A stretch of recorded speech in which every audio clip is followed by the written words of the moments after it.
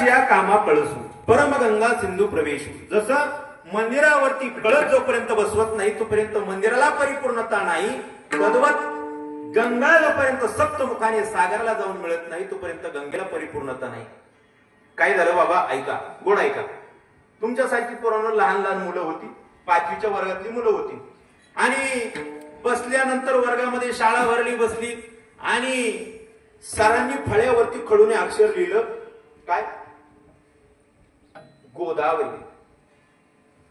आणि 25 विद्यार्थिनी, 25 विद्यार्थी, वर्ग भरलेला आहे. आणि सरांनी, गुरुजींनी प्रश्न केला, अरे मुलांनो सांगा बरं, मी जो फळ्यावरती गोदावरी हा शब्द लिहिलेला आहे, या गोदावरी नदीचा उगम कुठे? बघा, 50 पोरं आणि वर्ग अतिशय शांत. कारण कुणाला याचं उत्तर माहित नव्हतं. कारण हा आध्यात्मिक दृष्टीने अशा स्वरूपाचा प्रश्न, त्या अनुषंगाच्या स्वरूपाचा प्रश्न गुरुजींनी पोरांना विचारला होता. परंतु ऐका, त्या 50 विद्यार्थ्यांपैकी एक असा विद्यार्थी होता की जिल्ह्यामध्ये त्याच्यासारखा ढ विद्यार्थी नव्हता. त्याचं नाव होतं बाळू. पण त्या बाळूला या प्रश्नाचं उत्तर येत होतं. कधी उत्तर न देणारा बाळू आज हात वरती केला बाळूने. गुरुजींना आश्चर्य वाटलं, अरे इतका ढ विद्यार्थी, हा, तोही माझ्या वाट्याला, जिल्ह्यात त्याच्यासारखा ढ विद्यार्थी नव्हता, आणि म्हणून मी नेहमी ज्याचा तिरस्कार करायचा, ज्याचा रागराग करायचा, आज त्या बाळूने हात वरती केलाय. वा वा वा वा म्हटले, टाळ्या वाजवा बाळू करता. सगळ्यांनी टाळ्या वाजवल्या. वाजवा बरं टाळ्या. तुम्ही आजारी सगळे, मागच्या वार्डातील महिला, हप्ता बंद होईल बरं का तर जोरात टाळ्या नाही वाजवल्या.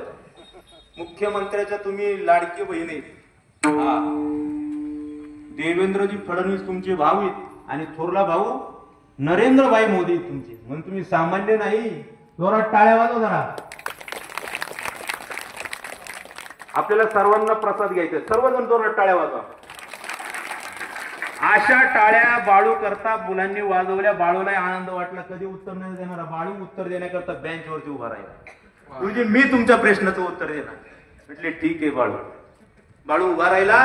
सांगितलं, गुरुजी तुम्ही जो फळ्यावरती गोदावरी नावाचा जो शब्द लिहिलेला आहे, त्या गोदावरीचा उगम त्र्यंबकेश्वर नावाचा तालुका आहे, नाशिक नावाचा जिल्हा आहे. त्या त्र्यंबकेश्वर तालुक्यामध्ये खऱ्या अर्थानं ब्रह्मगिरीच्या पर्वतावरती ज्या गोदावरीचा उगम आहे, ती गोदावरी तिथून जे गुप्त झाली, खाली कुशावर्तामध्ये त्या ठिकाणी पुन्हा प्रगट झाली.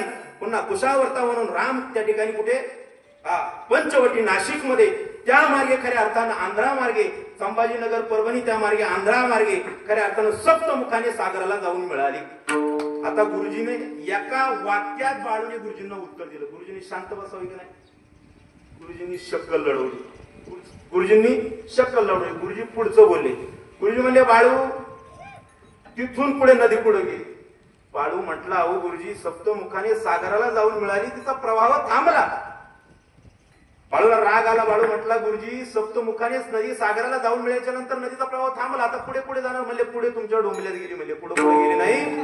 नदी ज्यावेळेस सप्तमुखाने सागराला मिळते, नदीचा प्रवाह परिपूर्णता थांबल्या जाते. मला सांगायचं तुकोबाराय म्हणतात, तुका म्हणे गंगा सागर संगमी अवघ्या झाल्या उर्मी एकमय. मंदिराकरता जसा कळस महत्वाचा आहे, नदी करता जसा सागर महत्वाचा आहे, मृत्यू लोकांमध्ये मानवी जीवनामध्ये येऊन जोपर्यंत या जीवाला देवाचं दर्शन होत नाही तोपर्यंत मानवी जीवना पूर्ण आहे. विठाला विठाला.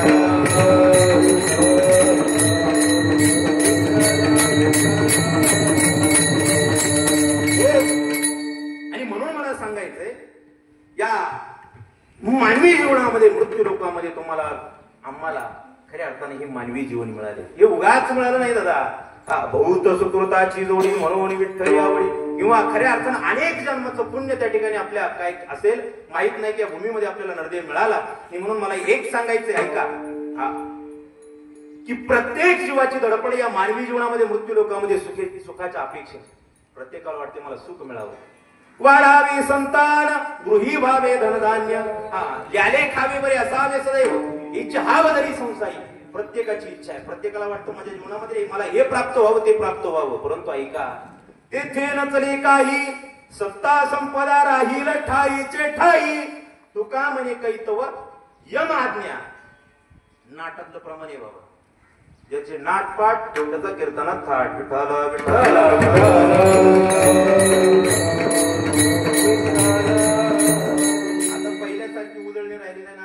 पहिल्यासारखं पाठांतर राहिलं नाही, म्हणजे पहिल्यासारखं मी पर एवढा वयस्कर आहे असं काही नाही, परंतु ज्या गोष्टी रिव्हिजनाच्या महाराज याला उजळणी लागते. 61 नाट आहे जवळजवळ, खऱ्या अर्थानं संस्थेमध्ये असताना 61 नाट माझे पाठ होते, परंतु आता उजळणी राहिली नाही. आता बस तेवढा तुकडा आठवला तरी लय झालं. म्हणून सत्ता संपदा राहील ठाईचे ठाई, तेथे न चले काही. परमात्म्याने आपल्याला मानवी जीवनामध्ये मृत्यू लोकांमध्ये उगाच पाठवलं नाही बघा. हा दुर्लभात दुर्लभ काक काळी न्यायाप्रमाणे तुम्हाला नदी मिळालेला आहे.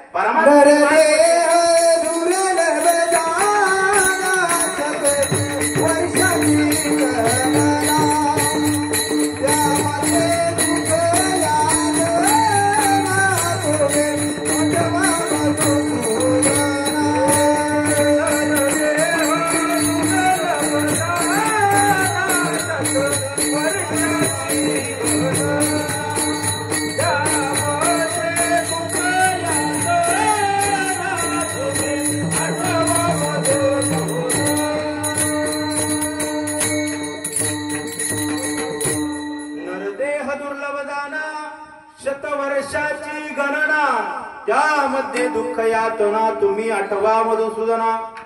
नरदेव दुर्लभ आहे, काककाळी न्यायाप्रमाणे तो मला मिळालेला आहे. आपण सावध झालं पाहिजे. सावध झालो हरीच्या आलो जागरणा. उठा जागे वारी आता स्मरण करा पंढरीनाथ. आपण सावध झालं पाहिजे बाबा. इतर धर्मीय पाहिलेत आपल्या धर्माच्या ठिकाणी जागेत काय आपल्या देशामध्ये काय परिस्थिती, आपण याचं कधी वर्णन करीत नाही, आपण याचा कधी विचार करत नाही. ही परिस्थिती जर उद्भवण्याचं कारण काय असेल तर तुम्ही आम्ही आपण झोपलेलो, आपण हिताच्या ठिकाणी झोपलेलो आहे. आपल्याला त्याची कल्पना नसेल, परंतु ऐका, इतर धर्मियांच्या धर्मस्थळामध्ये पाहून गंध लावली इतकी स्वच्छता इतकं त्या ठिकाणी पाहायला मिळतं. आपल्याकडे दुर्दैव असं शोकांतिका अशी आहे, आपलं गाव त्याला अपवाद आहे, परंतु जर आपण कुठे जर अनेक ठिकाणी जातो, पाहतो दुर्दशा, पाहतो अवस्था पाहतो, पावत नाही डोळ्याने. अनेक मंदिर आपण बांधून ठेवतो, परंतु पावित्र्य स्वच्छता मात्र आपण राखत नाही, जपली पाहिजे. नवीन मंदिरं बांधण्यापेक्षा जुन्या मंदिरांचा जीर्णोद्धार करून तीच मंदिरांना त्या ठिकाणी पूर्णता देण्याचा आपण प्रयत्न केला पाहिजे, सुंदरता देण्याचा प्रयत्न केला पाहिजे. आणि म्हणून जे आहे ते जतन केलं पाहिजे बाबा. मला एक सांगायचं, पूर्वीचा काळ खरंच श्रीमंत होता.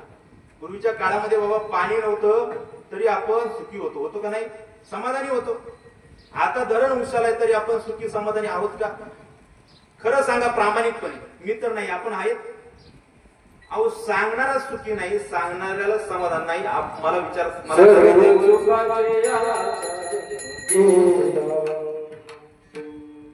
समर्पणाप्रमाणे सर्व सुखाचे आगर, सर्व सुखाची आशा जन्म गेला. मला एक सांगायचं आहे का, पूर्वी आपल्याला पाणी नव्हतं तरी आपल्या अंतःकरणामध्ये समाधान होतं, चित्तामध्ये प्रसन्नता होती.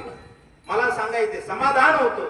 सगळ्या गोष्टी, सगळी साधनं, सगळी उपकरणं आपल्याला अलीकडच्या काळामध्ये प्राप्त झाली, परंतु आपल्याला त्याची किंमत कळत नाही. आपण जर कधी या शेजारी असणाऱ्या अकोले तालुका दुर्गम भागावरती पठारावरती जर गेला तर हंडाभर पाण्यासाठी त्या माता मौलींना त्या ठिकाणी वनवन फिरावं लागतं. किती किती हंडाभर पाण्यासाठी, ओढभर पाण्यासाठी वनवन फिरावं लागतं. आपण जर आता दुर्भिक्ष अवस्था जर पाहिली तर महाराष्ट्रामध्ये अनेक असे जिल्हे ते दुष्काळग्रस्त. आज टँकरने पाणी पुरवले जातं. आपल्याला पाण्याची किंमत कळतं. मला एक सांगायचंय, सुख आणि समाधान या नावाच्या 2 शब्दावरती आपण बोलतोय. अलीकडे सगळी साधनं बाबा आपल्याला मिळाली. मग तो सायकल वरती चालतोय ना, त्याने समाधान पायी चालणाऱ्याकडे मानावं. अरे आपल्याकडे तरी सायकल आहे, तो पायी चाललेल. मोटरसायकलवाल्याने समाधान मानावं. सायकलवाल्याकडे पाहून, अरे तो सायकलीवरती, निदान आपल्याकडे मोटरसायकल तरी आहे. म्हणून मला सांगायचं, मानवी जीवनामध्ये खऱ्या अर्थानं सर्वांचे प्रयत्न ही सुखाच्या दिशेने, मात्र सुख पदरी पडत नाही, कारण आपले प्रयत्न मात्र चुकतात. प्रत्येकाला वाटते मला सुख मिळावं, प्रयत्न चुकतात. प्रक्रिया जर चुकली ना बाबा, वाट्याला काय. एक नवीन लग्न झालेली मुलगी आणि तिनं त्या युट्यूब वरती रेसिपी पाहिली, पुरणपोळी कशी बनवायची असं सर्च केलं युवराज महाराज. नवीन लग्न झालेल्या मुलीनं, तुमच्याकरता सांगतो, आणि तिनं सर्च केलं युट्यूब वरती आणि ती रेसिपी पाहून ती पुरणपोळी बनवू लागली. सगळं काही व्यवस्था केली तिने परिपूर्ण, परंतु तिच्या लक्षातच राहिलं नाही पुरणात पीठ घालायचं का पिठात पुरण घालायचं. सगळा उलटा कार्यक्रम झाला. प्रक्रिया चुकली, प्रयत्न चुकले की फल मात्र त्या ठिकाणी चुकत असतो. मला सांगायचंय, आपली प्रत्येकाची राह सुखाच्या अपेक्षेने. प्रत्येकाला वाटतं मला सुख मिळावं, परंतु प्रयत्न आपले चुकलेले. का सुख मिळेलच कसं दादा? आपल्याला जर सुख पाहायचं असेल आपल्याला सुख अनुभवायचं असेल आपल्या जीवनामध्ये तर खऱ्या अर्थानं त्या परमात्म्याने तो काय आपल्याला निर्णय दिलेला आहे त्याच्या भजनाकरता त्याच्या नामस्मरणाकरता. कारण त्याचं नामस्मरण इतकं पवित्र आहे दादा, त्याचं नाम इतकं मंगल आहे. मंगलम भगवान विष्णू मंगलम गरुड ध्वजा मंगलम पुंडरीकाक्ष मंगलायतो नरी किंवा पवित्रानं पवित्र यो मंगलानांच्या मंगलाम आरंभी आवडी आदळे आले नाम त्यांनी सगळं स्थिती जगी झाली पूर्ण काम. सगळं मंगल श्री विठ्ठलाचे नाम. त्या भगवान परमात्म्याचं नामस्मरण कसे मंगल आहे. जगामध्ये आपण जर आपल्या गोष्टी पाहिल्या तर सगळ्या गोष्टी त्या ठिकाणी मंगल स्वरूपामध्ये आपल्याला पाहायला मिळतात, परंतु काही कालांतर त्या अमंगल स्वरूपामध्ये आपल्याला पाहायला मिळतात. परंतु या जगामध्ये दोनच गोष्टी पवित्र आहेत बाबा, एक परमात्मा आणि परमात्म्याचं नामस्मरण. विठाला विठाला विठाला.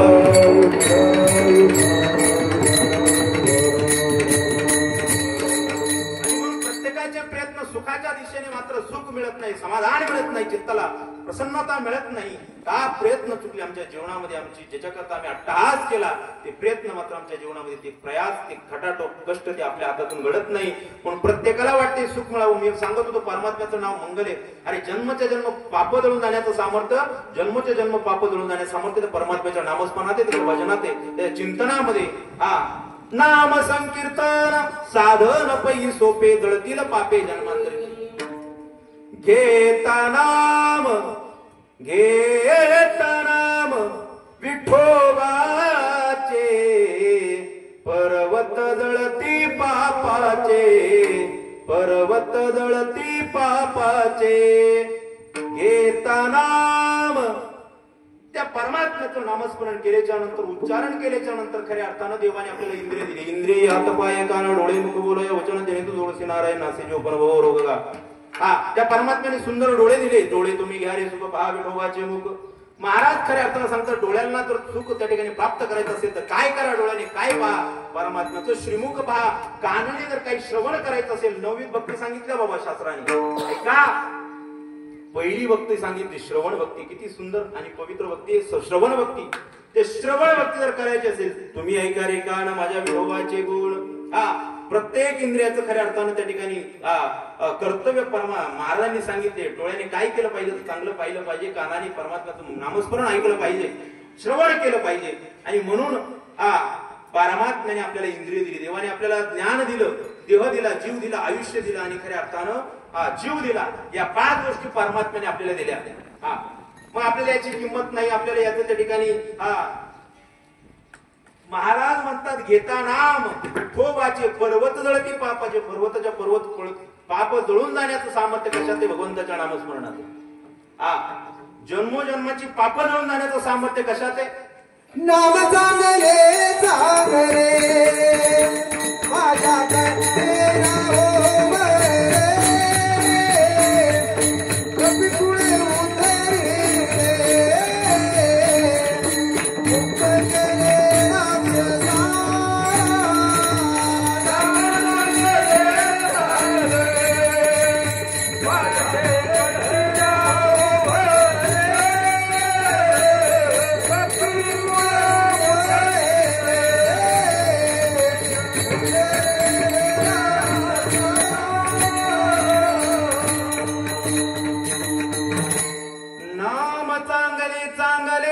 माझे कंठी राहो बरे. परमात्म्याचं नामस्मरण अतिशय नामाचा महिमा आहे, त्याच्या श्रीमुखाचा महिमा आहे, त्याच्या चरणाचा महिमा आहे. परमात्म्याचे जर महिमे पाहिजे जर ठरलं, नामाचा, चरणाचा, मुखाचा अनेक प्रकारचे महिमे आपल्याला त्या ठिकाणी शास्त्रामध्ये सापडतील. परंतु त्या परमात्म्याचं नामस्मरण हे आगाध आहे. ऐका किती परमात्म्याच्या नामस्मरणामध्ये आनंद आहे. आई ऐका, मी पुढे म्हणेल आपण सगळ्यांनी मानायचे पाठीमागे. सगळ्यांनी म्हणायचं माझी शपथ आहे तुम्हाला, सगळं सावळेराम बाबांची शपथ आहे. तुकोबाची अमृतवाणी. तुम्ही आजारी ताट बसा जरा, मला मोठ्याने म्हणा देवाचंच नामस्मरण. चुकलं तर चुकू द्या. तुकोबाची अमृतवाणी. वा वा. देवाच्या पडता कानी, देवाच्या पडता कानी, दगडाच्या टाळा मधुनी गाई रे अभंग. महिला म्हणलं आवाज नाही होत, हप्ता बंद होईल.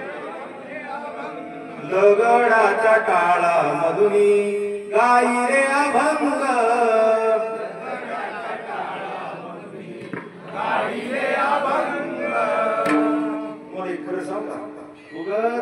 मुख्यमंत्र्यांनी यांना लाडकी बहीण करून घेतलं महाराज.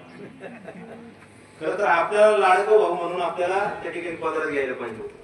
आवाज जर पाहिला तर आपलाच मोठा आहे सगळ्यांचा आवाज. महिलांचा आवाजच नाही. तिकडच्या पाठीमागच्या महिला सगळ्या मला दिसत आहेत, आवाज नाही आपला. तुकोबाची अमृतवाणी, तुम्ही नका म्हणू, महिला महिला महिला. तुकोबाची अमृतवाणी देवाच्या पडता कानी, दगडाच्या टाळा मधुनी गायले अभंग.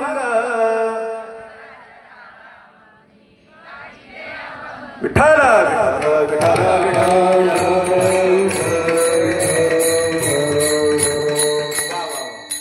सगळ्यांना धन्यवाद, मनोभावे धन्यवाद. काला झाल्याच्या नंतर प्रसाद घेऊन जा, कोणी बिना प्रसादाचं जाऊ नका. मला सांगा, परमात्म्याचं नामस्मरण आपल्या मुखामध्ये होतं. सुख सुख म्हणजे काय, त्यापेक्षा वेगळं नाही बाबा. अहो, त्या परमात्म्याचं नामस्मरण घेतल्याच्या नंतर, त्याचं चिंतन केल्याच्या नंतर मनामध्ये काहीच राहत नाही बाबा, काहीच शिल्लक राहत नाही. हा, काहीच शिल्लक राहत नाही. आपल्याला आठवलं काही, काहीच आठवणार नाही. परमात्म्याचं नामस्मरण, त्याच्या नामस्मरणाचा अगाध महिमा आहे महाराज. हा, ज्यांनी ज्यांनी परमात्म्याचं नामस्मरण केलं, आपण सकल संत मंडळी पाहिली, कुणी परमात्म्याला आळवलं, कुणी परमात्म्याला प्राप्त केलं, कुणी परमात्म्याला मिळवलं, कुणी हृदयामध्ये साठवलं. साठविला हरी हृदय मंदिरी. मला सांगायचे, कुणी कुणी सावता महाराजांनी देवाला हृदयामध्ये साठवलं. जगाच्या पाठीवरती बाबा एकमेव अशी व्यक्ती होऊन गेली, कुंती माता. रामायणात आहे का महाभारतात? कशात आहे कुंती माता? अहो, भगवान श्रीकृष्ण परमात्म्याची आत्या कोण? कुंती माता. कुंती माता देवाला म्हणते, हे कृष्णा, हे भगवान कृष्ण परमात्म्याला विनंती करते, देवा आमच्या जीवनामध्ये तुला जर काय द्यायचं असेल तर काय दे? दुःख दे.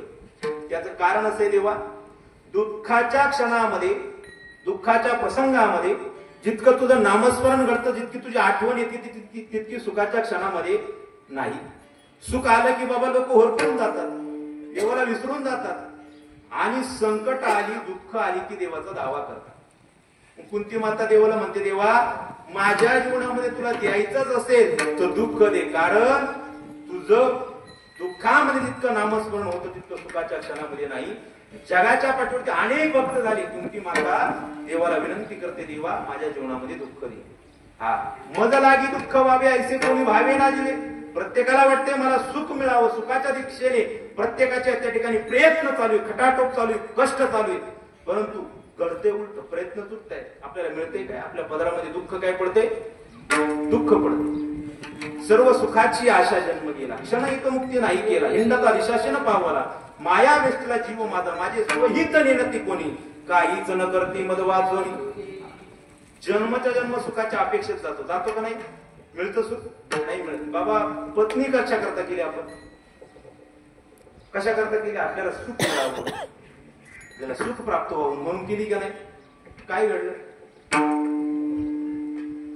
काय घडलं काय? बरं, लग्न कुणाकुणाचे झाले? हातवरती करावं. युवराज महाराज, माझ्या गाडीत सगळे बसवून द्या. एवढे ब्रह्मचारी तुमच्या एकट्या गावामध्ये, लग्न माझ्या सहित प्रत्येकाचं झालेलं, हे दोघं सोडले काही महाराज. प्रत्येकाचं लग्न झाले. मी म्हटलं लग्न कुणाकुणाचे झाले? हात वरती करा. प्रत्येकाला माहिती आहे मला लग्न झाले, परंतु हात संसाराने यांना इतकं दमवलं, इतकं पछाडले महाराज, हात वरती करायची सुद्धा त्यांची ताकद होईना, इतकं संसाराने दमवले महाराज. संसार आहे, जन्मच्या जन्म सगळा जीवन सुखाच्या आशेत जात, जीवाला सुख मात्र मिळत नाही बाबा. सुख जर आपल्याला अनुभवायचं असेल, सुखाचा विचार नाही, सुखाचा विचार